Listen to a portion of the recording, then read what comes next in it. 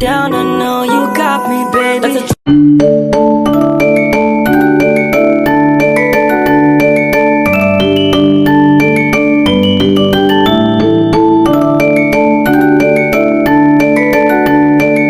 Assalamualaikum warahmatullahi wabarakatuh. Perkenalkan, nama saya Elsa Ratu Windianti dengan NIM 23051070-368. Saya dari Prodi Pendidikan Agama Islam, Fakultas Ilmu Tarbiyah dan Keguruan. Baik, di sini saya ingin menjelaskan tentang pengertian, fungsi, manfaat media pembelajaran dan sumber belajar. Yang pertama, yaitu pengertian media pembelajaran di kelas. Istilah media mula-mula dikenal dengan alat peraga, kemudian dikenal dengan istilah audiovisual aids, yaitu alat bantu pandang atau dengar. Selanjutnya disebut instructional materials, yaitu materi pembelajaran, dan kini istilah yang lazim digunakan dalam dunia pendidikan nasional adalah instruksional media, yaitu media pendidikan atau media pembelajaran. Dalam perkembangannya, sekarang muncul istilah e-learning. Huruf E merupakan singkatan dari elektronik. Artinya, media pembelajaran berupa alat elektronik meliputi CD multimedia interaktif sebagai bahan ajar offline dan web sebagai bahan ajar online. Media pembelajaran di kelas adalah segala sesuatu yang dapat digunakan oleh guru dan siswa di dalam kelas untuk membantu proses belajar mengajar seperti alat, bahan, atau teknik yang dapat membantu siswa memahami materi pelajaran. Berikutnya yaitu fungsi media pembelajaran yang ada di kelas menurut Levy dan Lenz. Yang pertama yaitu fungsi atensi. Fungsi atensi media visual merupakan inti, yaitu menarik dan mengarahkan perhatian siswa untuk berkonsentrasi kepada isi pelajaran yang berkaitan dengan makna visual yang ditampilkan atau menyertai teks materi pelajaran. Yang kedua yaitu fungsi afektif.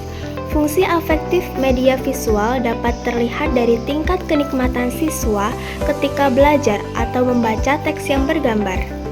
Yang ketiga, fungsi kognitif.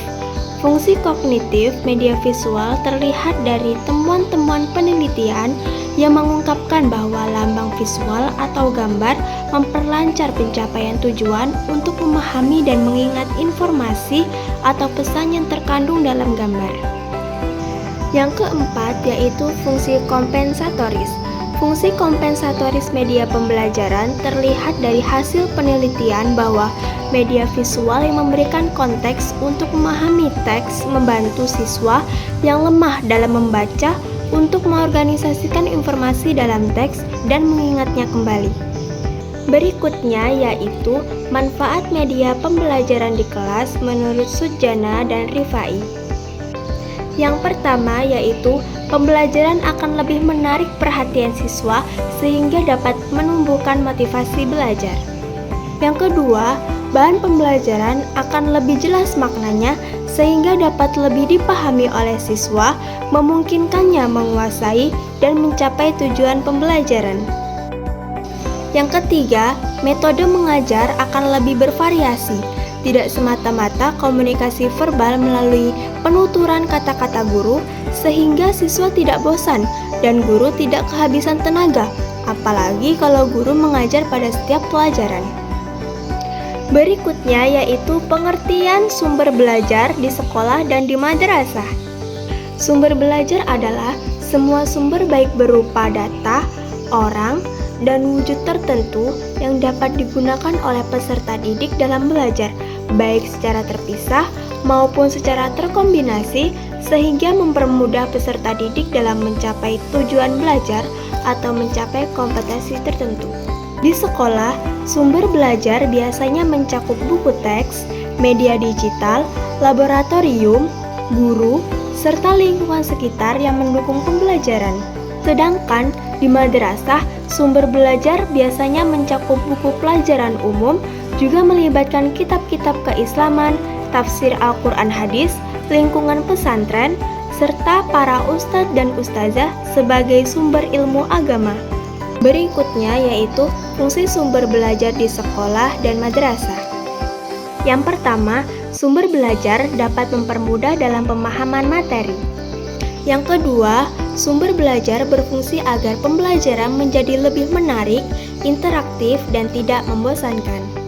Yang ketiga, sumber belajar membantu siswa dapat belajar secara mandiri dengan memanfaatkan buku, internet, atau sumber lain tanpa selalu bergantung pada guru. Yang keempat, sumber belajar seperti laboratorium, alat peraga, atau kitab klasik mendorong siswa untuk berpikir kritis dan kreatif. Yang kelima, kitab-kitab Islam dan bimbingan dari ustadz membantu siswa memahami ajaran Islam lebih mendalam. Yang keenam, membantu untuk mengukur pemahaman siswa baik melalui buku latihan, ujian, maupun praktik langsung. Berikutnya yaitu manfaat sumber belajar di sekolah dan madrasah. Yang pertama yaitu sumber belajar berguna untuk meningkatkan pemahaman siswa yang lebih mendalam, baik pelajaran umum di sekolah maupun ilmu agama di madrasah. Yang kedua yaitu sumber belajar berguna untuk membuat pelajaran lebih menarik bagi siswa. Yang ketiga yaitu sumber belajar berguna untuk menyesuaikan dengan gaya belajar siswa. Jadi bisa kita simpulkan bahwa media pembelajaran di kelas adalah segala sesuatu yang dapat digunakan oleh guru dan siswa di dalam kelas untuk membantu proses belajar mengajar seperti alat, bahan, atau teknik yang dapat membantu siswa memahami materi pelajaran. Sumber belajar adalah semua sumber baik berupa data, orang, dan wujud tertentu yang dapat digunakan oleh peserta didik dalam belajar, baik secara terpisah maupun secara terkombinasi, sehingga mempermudah peserta didik dalam mencapai tujuan belajar atau mencapai kompetensi tertentu. Di sekolah, sumber belajar biasanya mencakup buku teks, media digital, laboratorium, guru, serta lingkungan sekitar yang mendukung pembelajaran. Sedangkan di madrasah, sumber belajar biasanya mencakup buku pelajaran umum, juga melibatkan kitab-kitab keislaman, tafsir Al-Quran hadis, lingkungan pesantren, serta para ustadz dan ustazah sebagai sumber ilmu agama. Baik, inilah yang bisa saya sampaikan. Saya akhiri. Wassalamualaikum warahmatullahi wabarakatuh.